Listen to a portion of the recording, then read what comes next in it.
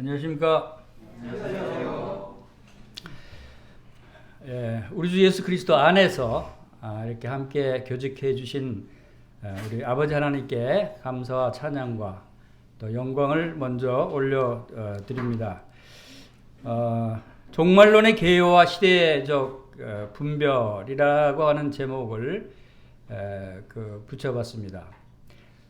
우리가 다양한 방법으로 복음을 전하고 있습니다. 개인적으로 복음을 전하기도 하고 교회적으로 또 GNT 방송 사역을 통해서 여러 가지 전파와 인터넷을 통해서 복음을 전하는 다양한 방법으로 복음을 전하고 있는 이 복음 전도 사역이 왜 시대적으로 왜 필요한 것인가, 그리고 지금 시대가 어떠한 시대인가를 우리가 좀 더 알고 거기에 합당한 주님을 맞이할 준비를 하는 것이 필요하다고 생각이 되어졌습니다.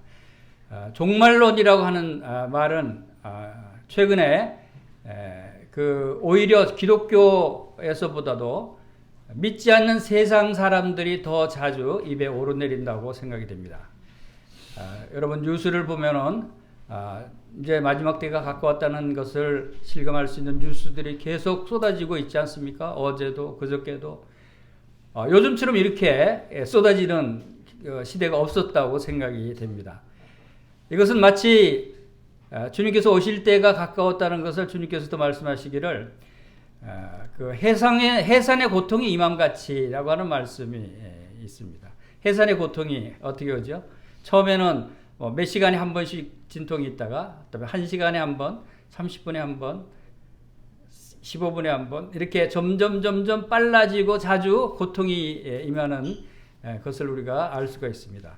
지금 그 세상에 일어나고 있는 재앙들이 바로 그런 현상을 나타내고 있는 것이 아닌가 하는 생각을 할 정도입니다. 그래서 정말 종말의 때가 가까웠다는 사실을 우리가 인식하고 여기 합당하게 우리 그리스도인으로서 주님이 오신다고 하는 것, 주님의 재림을 준비하는 그러한 신앙 자세가 되어야 되지 않겠냐 하는 생각을 하게 됩니다. 그래서 종말론에 대해서 많은 사람들이 이야기하고 있지만 오늘은 그 성경에 전반적으로 나타내고 있는 종말론의 서론에 대해서 살펴보고 그 다음에 이 시대가 지금 어떤 상황으로 흘러가고 있는가를 살펴본 다음에 이 시대에 합당하게 지금 GNTV 사역이 어떻게 진행되고 있는가는 사역 보고도 마지막에 가서 말씀을 드리도록 하겠습니다. 자, 사람들은 자신의 미래를 알지 못합니다. 그러나 하나님은 이 세상의 미래를 이미 다 정해 놓으셨죠. 그리고 그것을 선지자들을 통해서 나타내시고 우리들에게 성경 말씀을 통해서 말씀하시고 있습니다. 우리는 말씀과 성령을 통해서 하나님의 경륜, 하나님의 계획을 알 수 있고 또 그리스도의 재림과 이 세상의 미래와 종말을 알 수 있습니다. 세상의 미래와 종말을 사람들은 어떻게 아냐고 얘기할지 모르지만 그리스도인들은 하나님께서 지혜와 계시의 영을 주셔서 알 수 있게 하셨어요. 이것을 안다는 것은 얼마나 놀라운 축복입니까? 이것은 하나님의 비밀이죠. 이 비밀을 알 수 있다고 하는 사실만 해도 우리는 참으로 은혜를 받은 자들이라고 생각이 됩니다. 예수님의 재림과 세상 종말에 관한 말씀이 성경에 무려 1518번이나 나옵니다. 1518번, 구약에 1218번, 신약에 300번이나 바로 세상 종말, 즉 세상 종말이라고 하면 우리 그리스도인들은 무엇을 생각하자면 예수님의 재림의 때가 곧 다가왔다. 종말은, 세상 사람들이 말하는 종말은 우리는 새로운 세계의 시작이고 예수님의 재림의 시작이다 라고 하는 것을 알 수 있죠. 이러한 내용이 성경에 다른 어떤 주제보다도 가장 많은 주제로 다루고 있다고 하는 사실을 우리가 알 수 있습니다. 구약에서 선지자들이 예언했고 예수님 자신이 또한 제자들에게 말씀하셨고 천사들이 주의 부활과 함께 재림에 대해서 주의를 시켰습니다. 그리고 사도들이 많은 그러한 증거들을 또 나타냈다고 하는 것을 우리가 볼 수가 있습니다. 그래서 예수님의 초림처럼 재림에 대한 예언도 반드시 성취될 이루어질 약속이다라고 하는 사실을 우리가 알 수가 있습니다. 성경의 제일 첫 구절 창세기 1장 1절이 뭐죠? 태초에 하나님이 천지를 창조하시니라 라고부터 시작이 됩니다. 이 태초에 하나님이 천지를 창조하시니라고 하는 이 첫 구절을 여러분 다 믿으시죠? 만약 이 말씀을 하나님이 온 우주를 창조하시고 모든 만물을 창조하셨다고 하는 창조주 하나님을 믿지 못하면 그 다음 구절은 다 못 믿는 거예요. 그 다음에 하나님이 말씀하신 예수님에 관한 모든 말씀들을 다 믿지를 못하는 거예요. 왜 이것이 중요하냐면 하나님이 누군가를 알 수 있는 가장 중요한 말씀이 태초에 하나님이 천지를 창조하셨느니라는 말씀부터 시작이 되는 것입니다. 하나님을 올바로 하나님이 누군지, 하나님이 어떤 분인지, 어떤 능력을 가지신 창조주 하나님이 어떤 분인지를 모르면 예수님을 믿을 수가 없습니다. 그분이 하신 말씀을 순종할 수가 없는 것이죠. 그래서 태초에 하나님이 천지를 창조하셨느니라는 이 말씀을 우리는 분명히 기억을 해야 합니다. 그런데 성경의 제일 마지막 구절이 뭐죠? 마지막 구절. 요한계시록 22장 20절에서 21절. 이거 다 같이 한번 읽어보겠습니다. 시작. 이것들을 증언하시니가 이르시되 내가 진실로 속히 오리라 하시거늘 아멘. 주 예수여 오시옵소서. 주 예수의 은혜가 모든 자들에게 있을지어다. 아멘. 이게 성경의 제일 끝 구절이에요. 이게 무슨 말씀이죠? 예수님이 다시 재림하신다는 것입니다. 속히 오리라. 그것도 오시는데 이제 금방 오신다는 거예요. 자, 하나님이 천지를 창조하시니라부터 시작해서 성경의 제일 마지막에 와서 예수님이 다시 재림하신다는 말씀으로 끝을 맺습니다. 이 성경 말씀 전체가 그 안에 들어가 있는 모든 말씀들이 다 성취된 후에 예수님이 오신다는 것을 우리가 알 수 있습니다. 이 일이 이루어진다고 하는 것은 믿어 의심할 수가 없는 것이죠. 예수님의 오심이 또 심히 가까웠다. 뭐라고 말씀하십니까? 진실로 속히 오리라. 이것은 지금 현재 우리에게 하시는 말씀이지요. 그래서 예수님이 오실 때가 가까웠다라고 하는 것입니다. 그래서 베드로전서 4장 7절 말씀에도 만물이 마지막에 가까웠으니 그러므로 너희는 정신을 차리고 근신하여 기도하라. 정신을 차리라고 하는 말씀을 하십니다. 여러분 정신을 차리고 계십니까? 정신이 다 들어있어요? 왜 이 말씀을 성도들이 다 잠자고 있을 때 이 말씀 하셨나요? 입을 덮고 자는 성도들한테 이 말씀 하셨을까요? 아니요. 다 이렇게 여러분처럼 경청하고 있는 성도들 앞에서 바로 사도는 이 말씀을 주시는 거예요. 정신 차려라. 지금 이 세대가 어떻게 흘러가고 있는지, 주님 오실 때가 얼마나 가까웠는지, 주님 맞이할 그 신부의 모습으로 끼어서 기도하고 있는지, 그렇지 못하고 그냥 영적으로 졸고 있는 성도들이 있다는 거죠. 우리는 그런 성도들이 없게 되기를 바랍니다. 그리고 로마서 13장 11절에서 또한 너희가 이 시기를 알거니와 자다가 깰 때가 벌써 되었으니 이는 이제 우리의 구원이 처음 믿을 때보다 가까웠습니다. 자다가 깰 때가 됐다고 말씀하십니다. 여러분 지금 자고 있어요? 자고 있는 분 없죠? 자고 있지 않다고 생각하시죠? 근데 주님이 보실 때 여러분이 자고 있다고 생각하는 분들이 있을 수 있다는 거예요. 주님 앞에 여러분 깨어 있습니까?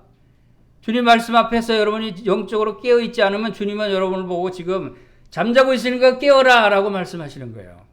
왜 영적으로 깨어 있다고 하는 것이 무엇인가? 그것은 이 시기를 알거니와 이것이 중요하죠. 지금 이 시기가 어떤 시기입니까? 주님이 지금 오실 때인지 아직 오실 때가 멀었는지, 주님이 말씀하시는 종말의 때가 가까웠는지 아닌지, 지금도 아직도 평안하고 고요하고 그런 세월을 우리가 보내고 있는 시기인지, 이 시기를 아는 것이 매우 중요하다 하는 것을 우리가 알 수 있습니다. 그래서 주님이 말씀하시는 종말, 말세의 징조, 요즘 이제 많은 그 뉴스 보도를 통해서 이 징조들에 대해서 여러분들이 많이 듣고 있다고 생각이 됩니다. 성경에는 우선 말세의 징조에 대해서 주님께서 어떤 말씀을 주셨는가를 살펴보고, 또 그러한 것도 성경의 종말에 관해서 오늘 종말에 관한 그 개요 부분, 서론 부분을 쭉 주님께서 말씀하신 부분들도 살펴보면서 또 이런 현재 이 시대가 어떤 시대에 가까이 왔는가를 살펴보는 시간을 갖겠습니다.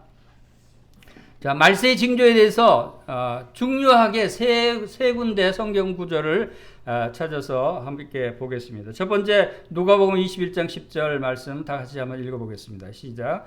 또 이르시되 민족이 민족을 나라가 나라를 대적하여 일어나겠고 곳곳에 큰 지진과 기근과 전염병이 있겠고 또 무서운 일과 하늘로부터 큰 징조들이 있으리라 라고 말씀하셨습니다. 이건 우리가 잘 아는 대로 말세의 징조에 대해서 나라가 일어난다는 것은 전쟁이 있고, 일단 지진과 기근과 전염병과 또 큰 재앙들이 일어난다라고 하는 것을 알 수가 있습니다. 지금 이것은 제가 굳이 설명 안 드려도 최근에 여러분 전 세계에서 일어나고 있는 폭염과 또 홍수와 산불, 지진, 이것은 우리가 두려움을 느낄 정도로, 이 세상 사람들이 이제 종말이 왔다고 얘기할 정도로 자주 또 엄청난 규모로 점점 더 거세지고 있다라고 하는 사실을 볼 때 주님이 말씀하신 말씀의 징조가 지금 이런 부분들이 일어나고 있다고 볼 수가 있습니다. 그리고 두 번째로는 데살로니가후서 2장 3절 말씀입니다. 다 같이 읽겠습니다. 시작. 누가 어떻게 하여도 너희가 미혹되지 말라. 먼저 배교하는 일이 있고 저 불법의 사람 곧 멸망의 아들이 나타나기 전에는 그날이 이르지 아니하리니. 이랬어요. 자, 먼저 배교하는 일이 있어야 이제 멸망의 때가 가까이 왔다는 것을 알 수 있다라고 하는 것을 알 수 있습니다. 배교한다라고 하는 이 배교의 사건, 배교는 뭐죠? 그것은 기독교를 배반하는 것, 하나님을 배반하는 이 현상이 일어납니다. 배교하는 일은 그동안 계속 일어났지만, 그러나 마지막 때에는 전 세계적으로 많은 사람들이 이 배교하는 현상이 일어난다고 하는 것을 우리가 알 수가 있습니다. 그것이 왜 이러한 현상들이 일어날 것인가에 대해서 우리가 좀 더 살펴볼 것입니다. 그 다음에 마태복음 24장 14절 같이 읽겠습니다. 시작. 이 천국 복음이 모든 민족에게 증언되기 위하여 온 세상에 전파되리니 그제야 끝이 오리라. 자, 말세의 징조 중에 중요한 징조 중에 하나가 바로 모든 민족에게 복음이 전파될 것이다 라고 하는 이 사실입니다. 지금 사실 거의 모든 민족에게 복음이 전파되고 있다고 하는 사실도 우리가 알 수 있습니다.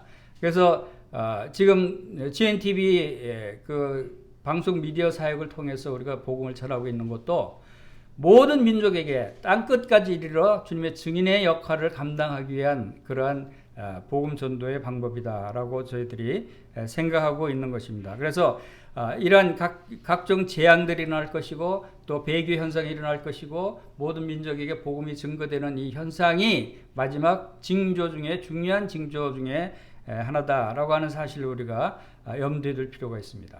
자, 하나님의 계획이 있습니다. 하나님은 이 세상을 창조하셨어요. 창조하시고 영원히 이 창조하신 이 세계를 그대로 운행하시는 것이 아니라 하나님의 계획에는, 하나님의 경륜에는 끝이 있다고 하는 것입니다. 그래서 영원한 때 전부터 하나님이 계셨지만 바로 천지 창조를 통해서 하나님께서 이 우주 만물과 우리 인간을 지으시고 에덴 동산의 아담과 하와를 지으셨어요. 그래서 이 천지 창조부터 노아의 홍수 심판을 거치고 바벨탑의 심판을 거치고 아브라함을 부르신 시점까지가 2000년이 거의 약 2000년이 흘러가요. 그 이제 정확하게 그 연대표를 계산해 보면, 그 다음에 아브라함 때부터 예수 그리스도의 때까지를 계산해 보면 약 2000년이 지나갑니다. 그리고 예수 그리스도 시점부터 해서 지금까지 몇 년이 흘러갔죠? 지금 몇 년도죠? 2023년도예요. 예수님의 탄생부터 계산해서 2023년이 흘러왔다고 한 게 우리의 달력입니다. 약 2000년이 흘러갔습니다. 그렇죠? 그럼 앞으로 뭐가 남았냐면 성경의 예언에 따르면 이제 그 요한계시록의 대환란 기간 또 그 다니엘의 70일의 예언에 따르면 7년 대환란 기간이 있을 것이라는 걸 우리가 예상할 수 있습니다. 그리고 천년 왕국이라고 하는 기간이 남아 있어요, 성경에. 그러면 그 약 1000년이 더 남아 있다고 우리가 볼 수가 있죠. 이것이 조금 오차는 있지만 거의 정확한 숫자들입니다. 그러니까 미래에 일어날 일들에 대해서는 제가 장담할 수는 없습니다. 그러나 성경에 나타내고 있는 부분들이 이런 부분이 있다라고 하는 것을 우리가 생각하시면 됩니다. 그래서 그냥 얼추 해서 전체를 보면 몇 년이 됩니까? 7000년이 됩니다. 하나님께서 천지를 6일 동안 창조하시고 7일째 안식하셨어요. 그러니까 하나님의 경륜에 따르면 7일이 완전 숫자입니다. 그래서 그것을 적용해 본다면 6000년 동안 하나님의 일을 계획하신 일들을 이루시고 나머지 1000년을 쉬실 때가 아닌가. 그래서 1000년 왕국이 있는 것이 아닌가 하는 생각을 할 수도 있죠.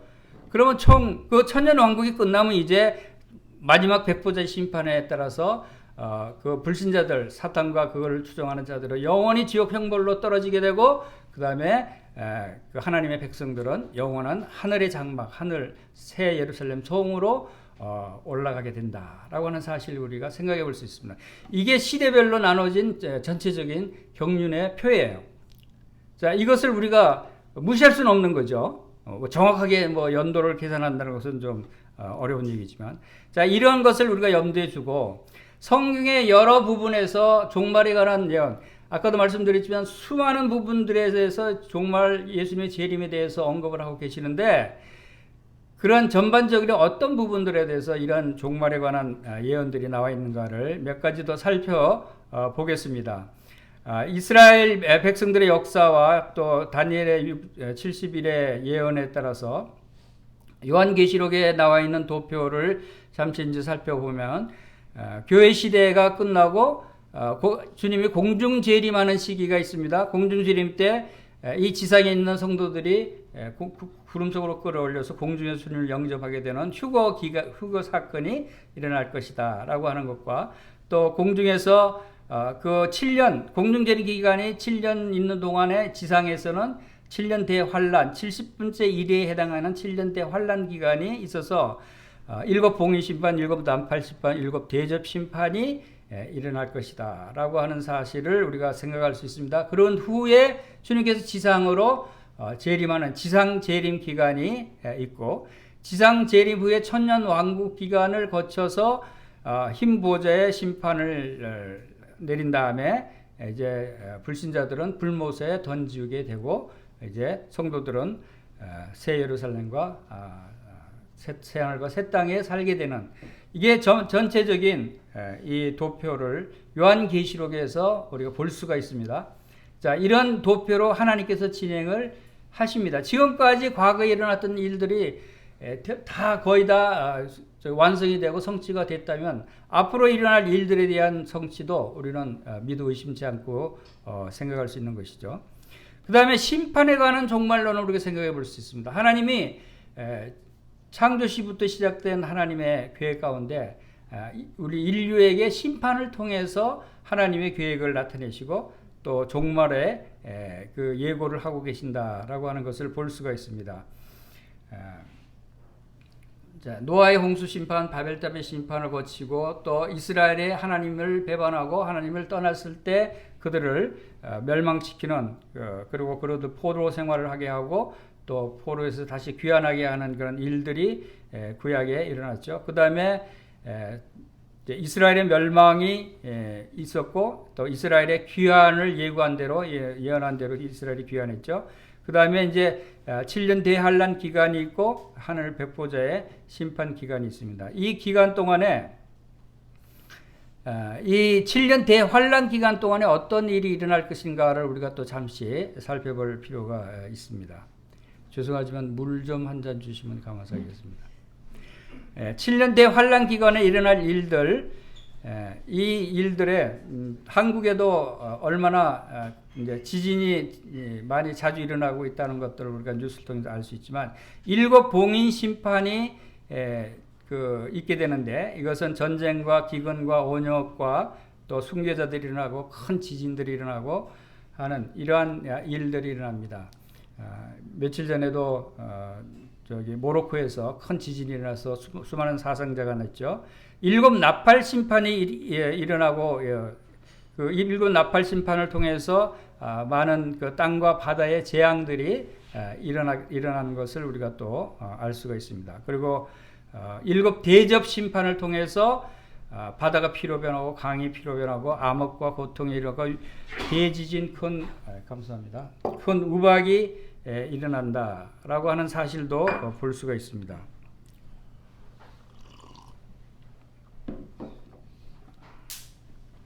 그 다음에 이런 재앙들이, 이런 그 지구의 재앙들이 가져오는 그 근본 원인이 무언가에 대해서 과학자들이 지금 연구를 하고 지금 계속 발표하고 있는 내용이 지구 온난화 문제입니다. 지구 온난화 때문이라고 얘기하지만, 이 지구가 온난화라고 하는 말이 부적절하다. 지구가 아주 가열되고 있다라고는 극심한 표현까지 사용하고 있는 상황입니다. 지구 온도의 변화의 추이에 따라서 7년 대환란 기간 동안에 일어날 그런 엄청난 재앙들이 바로 여기서 기인될 수 있다고 하는 사실들을 우리가 생각할 수가 있습니다. 자, 지구 온난화가 왜 문제가 되느냐면 지구의 온도가 지금 이제 산업화되고 나서부터 1도 지금 1.1도 정도가 올라갔다고 합니다.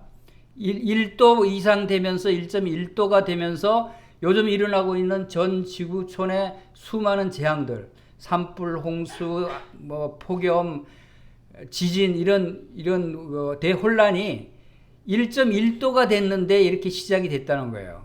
근데 문제는 지금 이 보고 자료가 유엔 미래 보고서에 포함됐던 내용인데 3, 4년 전에 이게 기초 자료가 마련됐어요. 근데 그때 마련된 이 기초 자료에는 2041년도에 이 마지노선이라고 하는 1.5도에 도달할 것이라고 예측을 했어요. 1.5도가 되면 이제 사람이 감당할 수 없는 재앙이 일어나서 이제 사람이 이 지구에 살기가 어려워지는, 숨쉬기가 어려워지는 그런 지구가 된다라고 하는 보고입니다. 그래서 1.5도가 되는 거는 어떻게 하든 막아야 된다는 게 과학자들의 생각이에요. 근데 이 마지노선이 2041년에 이를 것이라고 예측을 했어요. 3, 4년 전에 예측을 했어요. 그런데 문제는 최근에 며칠 전에 BBC 뉴스에 나오는데 사상 최초의 지구 재앙 마지노선 1.5도씨 돌파 가능성이 크다. 그런데 이 마지노선이 5년 이내에 도달할 가능성이 커졌다는 거예요. 2041년에 도달할 것이라고 그러는데 더 빨라져서 5년 이내에 1.5도에 도달할 것이다. 5년 이에 엄청난 재앙이 온다는 얘기죠. 자, 이런 보고서가 나오고 있고 또 MIT 테크놀로지 리뷰에서는 지구 재앙이 인류에게 남은 시간은 3년에 불과하다라는 보고서가 며칠 전에 또 나오고 또 한국경제신문에 보고한 내용은 2년 뒤에 투몰로우 같은 재앙이 나온다는 연구 결과가 나왔다는 거예요. 투몰로우 재앙이랑 이게 무슨 얘기냐면 투몰로우라고 하는 공상과학 영화가 있어요. 공상과학 영화가 있는데 그것은 지구 빙하기가 과거에 있었지 않습니까? 빙하기에서 모든 것들이 다 얼어붙어 버린 그 빙하기가 있었는데 그런 빙하기 도래하는 시점을 공상과학 영화로 만든 것이 투몰로우 영화예요. 그러니까 사람들이 막 살다가 스키를 타다가 갑자기 동태가 돼버려요. 얼어붙어 버려요. 그것은 어떤 경우에 그런 것이 가능하냐면 온도가 낮아지는 시간이 천천히 낮아지면 괜찮은데 예를 들어서 1시간에 20도가 확 떨어진다. 그러면 모든 활동하는 생물들이 동태가 되어버리는 거예요. 이게 뉴욕 시내 스키 타는 사람이 갑자기 그렇게 굳어버리는 거죠. 이게 이제 빙하기 시대에 일어나는 현상과 같은 현상인데 이 현상이 2년 뒤부터 발생할지도 모른다는 거예요. 이게 왜냐하면 이제 근거는 뭐냐면 대서양과 태평양의 해류 움직임에 따라서 기후 조절을 하고 있는데 그 해류 조정이 점점 사라져가고 있는 현상을 발견한 거예요. 과학자들이. 전 이런 보도를 보면서 예수님 초림을 예측하고 마친 사람들이 누구죠? 동방 박사예요. 동방 박사가 별을 연구하는 천문학자들이 있지 않습니까? 그러니까 과학자들이 먼저 언제 어느 시점에 오신다는 것을 예측하고 발견했죠. 오늘날 예수님의 재림도 이 과학자들이 먼저 마치는 것이 아닌가 하는 생각이 들어요. 과학자들이 연구하고 했을 때 예수님이 재림할 때가 어느 시점이면 올 수 있다라고 하는 것을 예측할 수 있다고 봅니다. 자, 이런 현상들이 일어나고 있고 또 이 시대가 지금 인공지능으로 또 화두가 되고 있죠. 인공지능이 지금 챗 GPT가 나오면서 이 붐이 일고 있는데 거의 모든 사람들이 챗 GPT를 통해서 보고서를 만들고 정보를 얻고 이제 사업을 하고 하는데 이 챗 GPT가 어떤 결과를 가져오냐면 여기 이제 뉴스에 나온 타이틀만 제가 모아봤어요. 몇 가지만. 자, AI는 무엇도 책임지지 않는다. 또 AI 목사님도 있답니다. AI가 목사님이 돼서 설교하는 AI도 있는데 설교하게 돼서 영광이라는 AI. 그다음에 이제 미국 CEO의 42%가 AI가 5년에서 10년 내에 인류를 파괴할 가능성이 있다라고 얘기를 하고 있습니다. 그다음에 챗GPT 울트먼, 이 AI를 개발한 그 가장 뛰어난 사람 중에 한 사람인데, 인공지능의 인류 멸절 가능성이 있다. 그 다음에 브레이크 없는 AI 발전은 인류 멸종을 가져올 것이다. AI는 핵보다 위험하다라고 하는 이런 말들. AI 개발을 후회한다. 킬러 로봇이 나올 거 겁난다. AI 데이브라고 하는 과학자가 이렇게 말했습니다. 자, 이런 사람들이 유용하게 쓰고 이 세상을 지배할지도 모르는 AI가 지금 본격적으로 시작되고 있는 시점이다라고 하는 것입니다. 자, 그래서 다니엘서 종말론의 또 도표를 잠깐 살펴보면 다니엘서의 71회가 있습니다. 이 71회가 어떤 말씀으로 이제 우리에게 경고를 하고 있냐면, 다니엘서 9장 24절에 내 백성과 네 거룩한 성을 위하여 이런 이래를 기한으로 정하였나니 허물이 그치며 죄가 끝나며 죄악이 용서되며 영원한 의가 드러나며 환상과 예언이 응하며 또 지극히 거룩한 이가 기름 부음을 받으리라 라고 한 이 예언의 말씀이 이제 다니엘서 69일에 처음 69일의 기간이 언제부터 시작될 것인가 하냐면 예루살렘 성을 재건하는 영이 날 때부터 7일가 지날 것이요 라고 했어요. 그것은 49년이 지나는 것을 얘기하고 있고, 그 다음에 메시아 때, 그때부터 메시아 때까지 62일에가 지날 것이다 라고 해서 메시아 예수 그리스도께서 탄생하시고 이제 십자가에 죽으신 시점, 그때까지 62일에가 또 추가로 지나가서 이 율법 시대에 69일에가 다 지나간다는 것을 예언을 했는데 그것이 다 맞았죠. 정확하게 연도까지.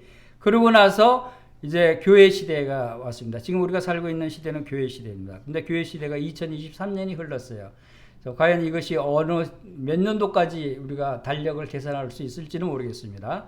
그러나 마지막 이 70번째 일회가 남아있는데 이것이 3년 반, 3년 반으로 나눠져서 되어 있습니다. 그래서 성경은 바로 이 휴거 사건을 우리에게 알려주고 있고, 다니엘서 70번째 일은이 시작되기 전에 그리스도인들은 공중에서 주님을 영접하게 되는 일이 일어나고, 그 다음에 이 땅에 아까 말씀드린 이런 재앙들이 일어나는 7 봉인 심판, 7 나팔 심판, 7 대접 심판, 이 심판에 관한 내용이 계시록 6장에서 18장까지 나타내고 있습니다. 자, 이러한 사건들이 있은 후에 예수님이 지상에 재림하게 된다라고 하는 것입니다. 그래서 지금 우리가 어느 시점에 있는가를 우리가 스스로 판단할 수 있어야 돼요. 주님이 오실 때가 얼마큼 임박해 있는 것인가. 그리고 또 한 가지, 또 이 성경은 여러 부분에서 종말에 관한 말씀을 하고 있는데 그 중에 여호와의 7절기가 있습니다. 여호와의 7절기, 이거 구약의 율법적인 절기로만 생각하는 것이 아니라 이것 또한 우리의 종말을 예고하는 그런 하나님의 경륜 중에 하나다라고 하는 것을 우리가 생각해 볼 수가 있죠.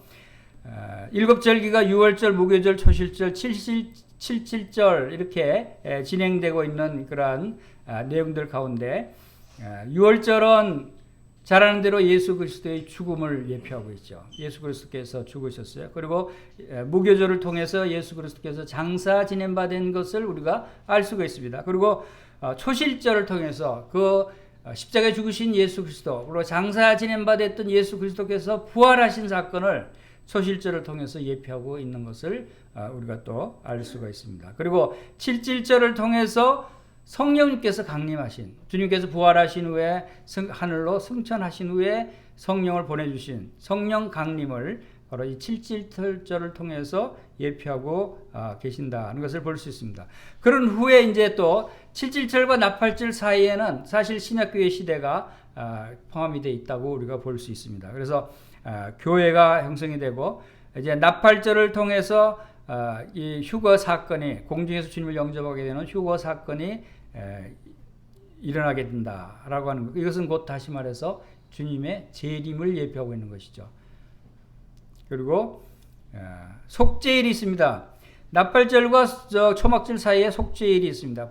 우리는 보통 그 구약의 율법 가운데 속죄일 하면은 그냥 율법적인 또 속죄만 그렇게 생각할 수 있는데, 큰 경륜적인 차원에서 보면 이 속죄일은 바로 7년 대환란 기간 동안에 이스라엘의 국가적인 회복의 기간, 회복의 시기다라고 봅니다. 그래서 속죄일은 바로 이스라엘의 그 회복되는 속죄를 나타내고, 그 사건 후에 이제 주님이 재림해서 초막절이 이어지는, 이 초막절은 바로 천년 왕국을 예표하고 있기 때문에 이러한 절기들을 통해서 하나님께서는 예수 그리스도의 초림과 또 부활과 또 그리고 성령 강림과 그리고 또 이제 나팔절을 통해서 휴거 사건과 또 그리고 속죄일, 초막일, 주님의 재림, 지상 재림과 천년 왕국, 이러한 것들을 다 예표하고 있다는 것을 볼 때 거의 많은 부분에서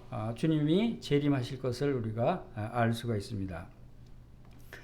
그리고 또 우리가 또 참고할 수 있는 부분들이 성전과 관련된 종말론을 우리가 볼 수가 있어요.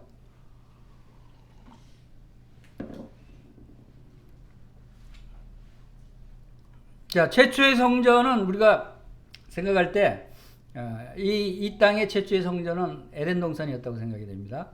처음에 그들이 죄를 짓기 전에 하나님께서 그들과 함께 하셨던 에덴 동산이었는데, 거기서 그들이 죄를 범했을 때 가죽옷을 지어 입히시고 죄 용서하신 사건을 볼 수 있죠. 그리고 나서 이제 그 성전이, 그들이 에덴에서 쫓겨났죠. 쫓겨나서 이제 제단을 쌓고 하나님과의 만납니다. 하나님과 만나는 장소가 성전인 것이죠. 그래서 노아의 제단이 있고 아브라함의 제단이 있는 것을 보게 됩니다. 그런 후에 하나님께서 이스라엘 백성들을 불러내서 이스라엘 가운데 거하시는, 그것이 바로 성막을 짓게 해서 백성들 가운데 거하시는 부분을 보게 됩니다. 그리고 이제 그 텐트로 친 그러한 성막 후에 이제 건물을 지어서 성전을 본격적으로 건립하게 돼서 솔로몬 성전을 짓게 하죠. 솔로몬 성전 짓고 난 다음에 솔로몬 성전이 회파되죠. 솔로몬 성전이 회파되고, 그 다음에 두 번째 성전이라고 할 수 있는 스룹바벨 성전이 다시 지어지게 됩니다. 스룹바벨 성전이 지어졌는데 이 성전 또한 바로 주님이 죽으신 후에 얼마 되지 않아서 바로 완전히 회파되는 사건이 일어납니다. 성전이 이 지구상에서 없어진 사건이죠. 그러면 지금 이 세상에 성전이 없어요.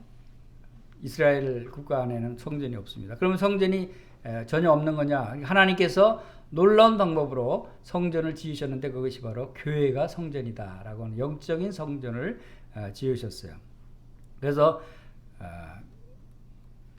하나님의 성전, 그리스도의 몸인 교회가 영적인 성전이 있다. 그래서 고린도전서 3장 16절에 너희가 하나님의 성전인 것과 하나님의 성령이 너희 안에 계시는 것을 알지 못하느냐 하면서 성전된 주님의 몸된 교회를 말씀하고 있었어요. 그래서 베드로전서 2장 4절 5절은 사람에게는 버림받았으나 하나님께는 택하심을 입은 보배로운 산돌이신 예수께 나아가 너희도 산돌같이 신령한 집으로 세워지고 예수 그리스도로 말미암아 하나님이 기쁘시게 받으실 신령한 제사를 드릴 거룩한 제사장이 될지니라 라고 하는 이 말씀을 통해서 하나님의 집, 이것은 신령한 집이고 이것은 하나님의 집은 성전이고 하나님의 집은 바로 교회다. 그러니까 교회는 그리스도의 몸이다 라고 하는 사실을 우리가 알게 됩니다.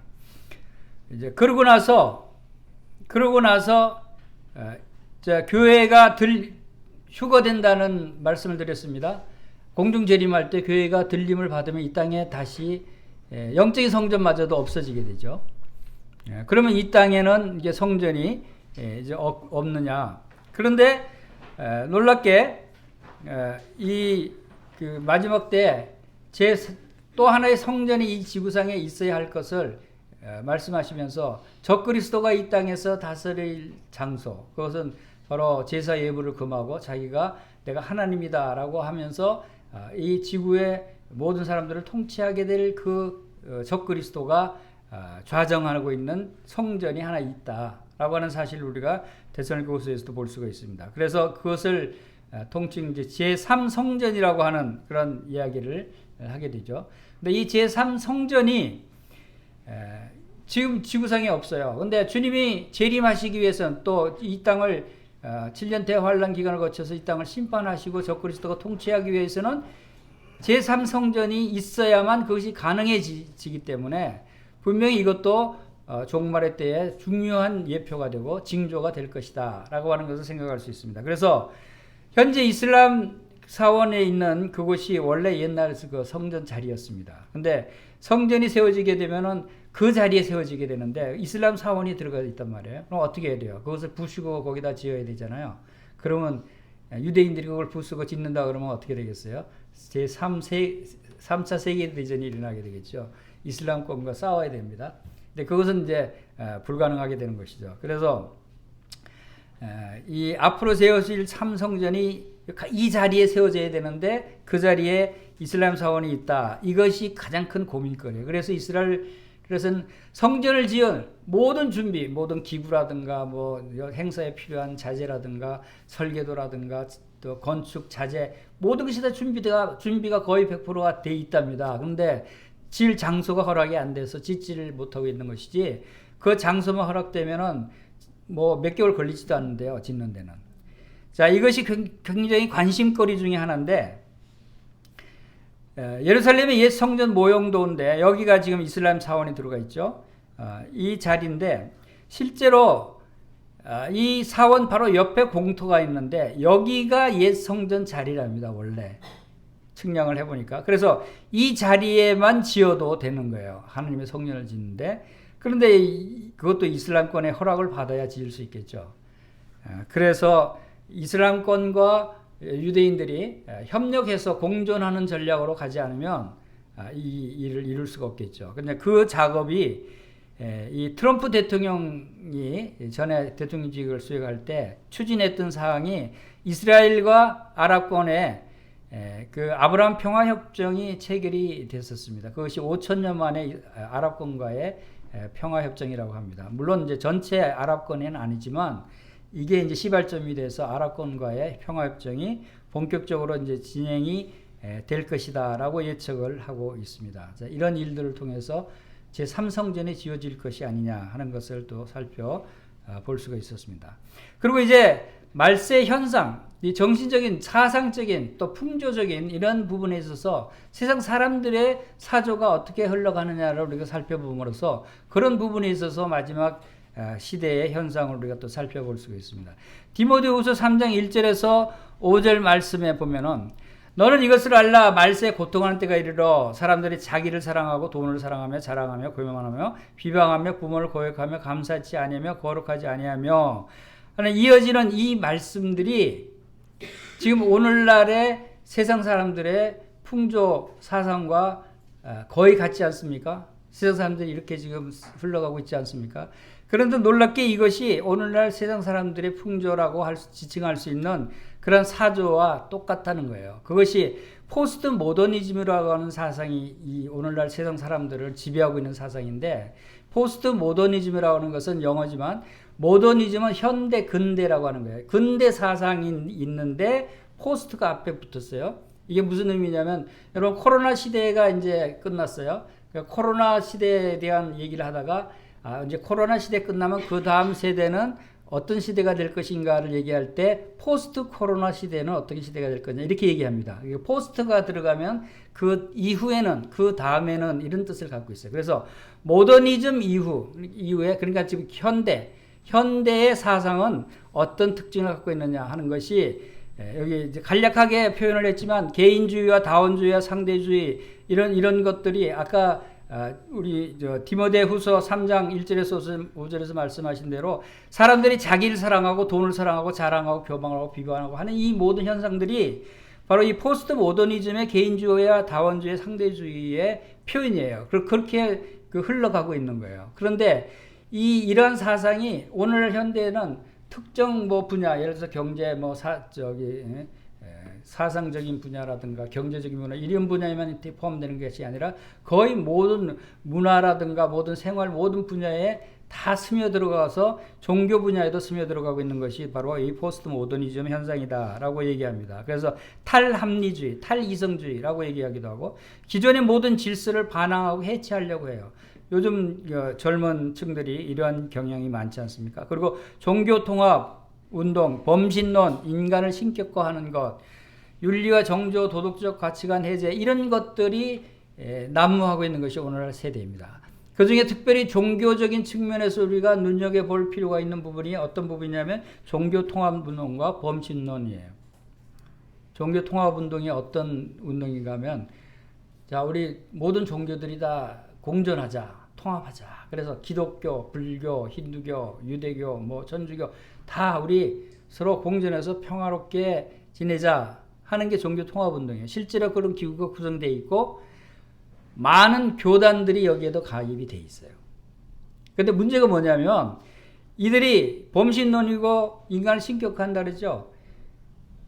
각 다른 종교의 신들도 인정한다는 거예요. 그것은 다시 말해서 기독교의 유일신은 기독교도 유일신이 아니다. 다 범신론에 들어간다라고 얘기하는 거예요. 그것은 다시 말해서 하나님을 배반하는 거예요. 하나님을 부정하는 거예요. 종교통합의 운동에 가입한 종교단체, 특히 교회들은 하나님을 배반하는 일을 하고 있는 거예요. 이런 무서운 일들이 일어나고 있는 거예요. 많은 교회들 가운데서. 그래서 이런 것들이 오늘날 배교운동, 아까 처음에 그 말세의 징조 가운데 배교운동이 있었죠. 수많은 사람들이 하나님을 배반하게 되는 현상이 이런 일들을 통해서 일어나게 된다 하는 것을 보게 됩니다. 그리고 포스트 모더니즘의 특징 중에 하나가 인간이 신이다라고 가르치고 있어요. 사람이 그것이 범신론 사상인데 모든 물체가 다 신이 있고 인간이 신이고 우리 스스로 신이 될 수 있다.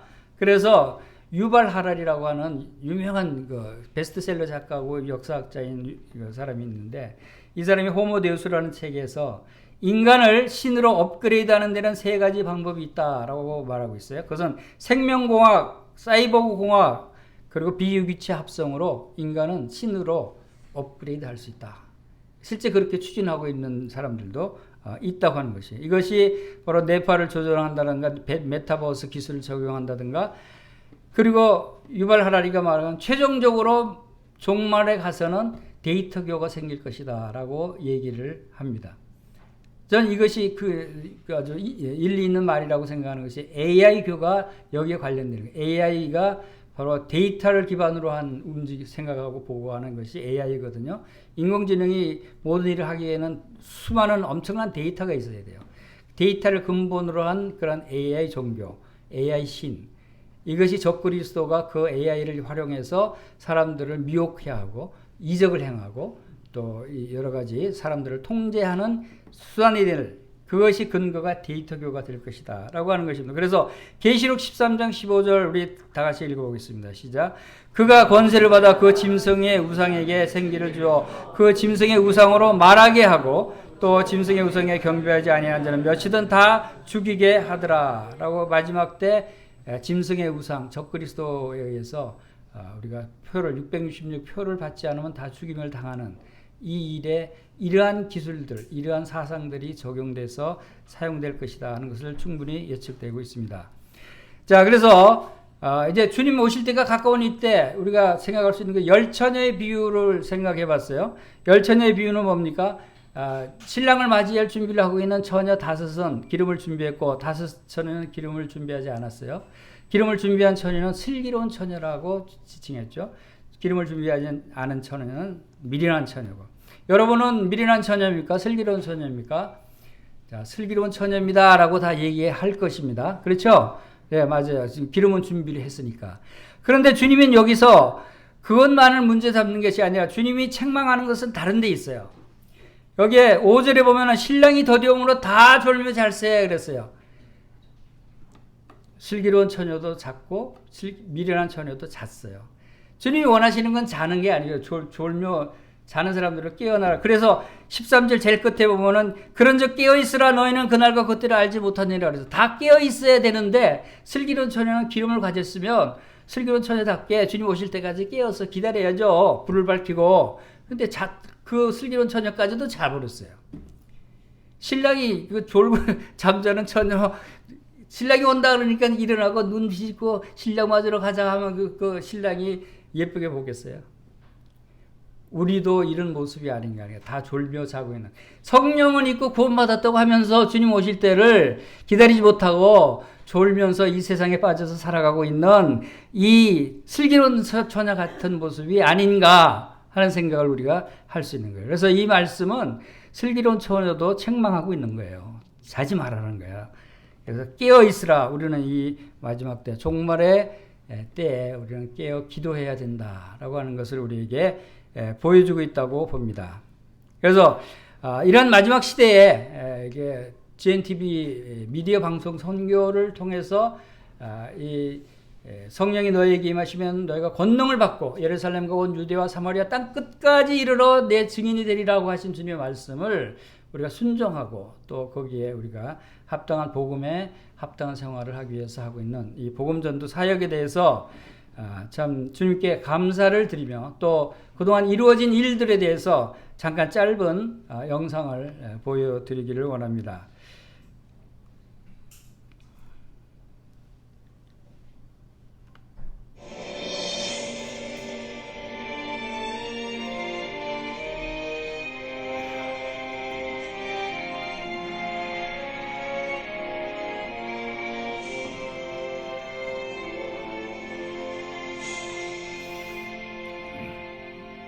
땅 끝까지 이르러 증인이 되다. 전 제주도도 땅 끝 중에 하나라고 생각이 됩니다.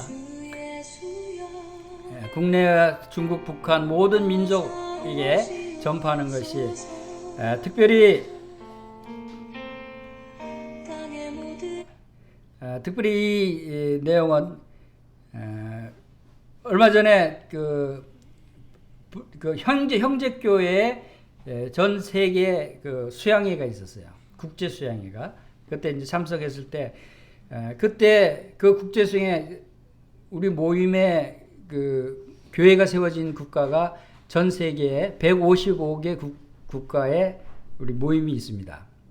그리고, 사역자가 17,000명이 있고, 교회가 4만 개가 있다고 이제 통계가 나와 있어요. 그리고 약 성도들이 270만 명의 우리 브레드린 성도들이 있다라고 하는 것이 이제 통계적으로 나오는데 그 국제 수양회에 참석했을 때 저기 GNTV 방송 선교에 대해서 소개 자료를 거기서 이제 방송을 해줬어요. 그래서 거기 참석했던 110개국에서 1,200명이 참석을 했는데 그 성도님들이 GNTV 소개를 듣고 또 많은 이제 감동을 받고 또 이 사역이 전 세계적으로 우리 한국에서만 하는 것밖에 없더라고요. 다른 나라에서는 아직 하지 않고 있더라고요. 뭐 부분적으로 인터넷 방송은 하지만 본격적으로 미디어 방송 사역을 하는 것은 저희밖에 없더라고요. 그래서 사람들이 관심을 많이 갖기도 했습니다. 그래서 이제 그 소개를 드렸고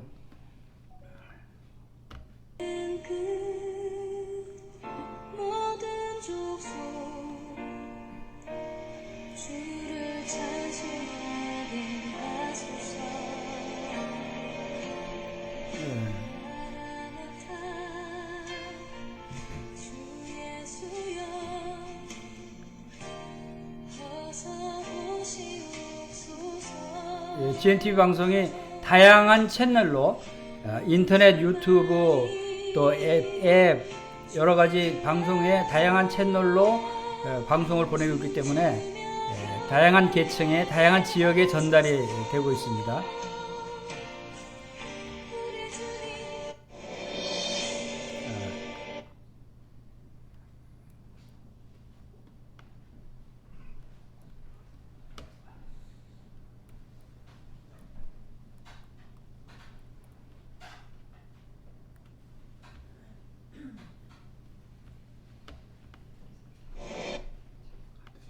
이거 처음으로 다시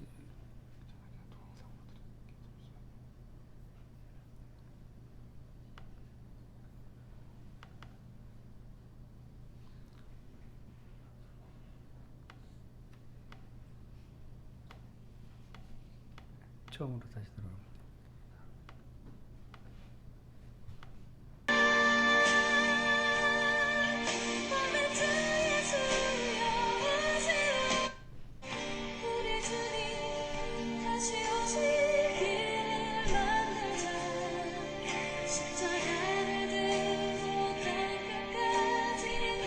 그리고 현재 강사가 371명이 강사를 했고 콘텐츠가 14,240개의 콘텐츠로 말씀과 복음을 전하고 있습니다. 그리고 이제 각 국어를 70개국 언어로 14,000개가 지금 방송이 되고 있고, 또 실시간 편성 방송을 통해서도 이게 말씀이 전송되고 있습니다.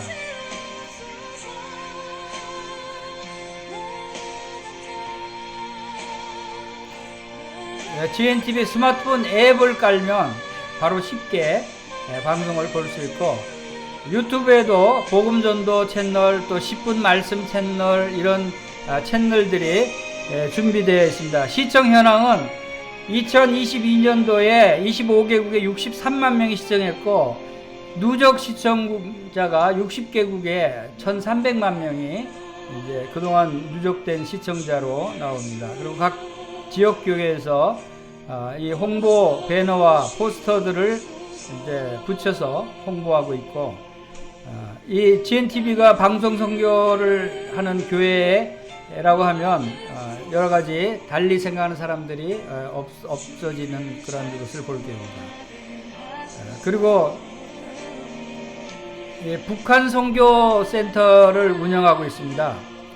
이것은 공개적인 얘기는 아닙니다만,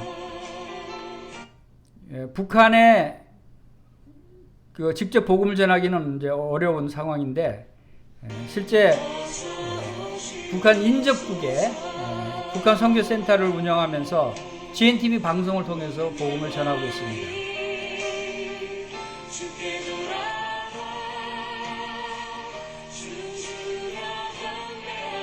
후원자들이 많은 분들이 후원해 주셔서 100% 후원금으로 운영하고 있습니다. 그래서 교회들이 한 40여 개 교회가 후원하고 있고, 개인 후원자가 한 800여 명, 이렇게 해서 작은 후원들이 모여서 큰 사역을 감당할 수 있게 된 것을 보게 됩니다. 그 기도 제목으로는 이제 더 많은 콘텐츠와 또 방송 제작 관련 직원과 재정이 충원될 수 있도록 기도해 주시기 바랍니다. 진행 업무로는 방송국 업무와 같이 콘텐츠 제작하고 관리하고, 매체를 각 채널에 방송을 하고, 또 스튜디오 제공을 하고, 또 홍보 업무를 하고 하는 여러 가지 업무를 담당하고 있습니다.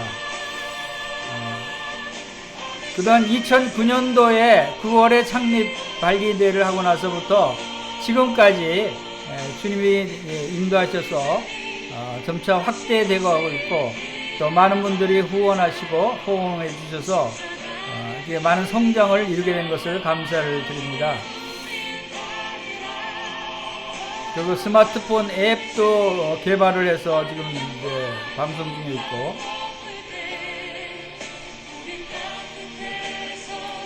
스마트폰 앱을 통해서 SNS로 메시지를 공유할 수도 있죠. 그리고 지역교회 홈페이지도 저희들이 제공하고 있고, 또 미국의 선교단체 락 인터내셔널 것도 제휴하고, 미국 엠마오 바이블 칼리지의 강의도 GNTV에 방송을 하고 있습니다.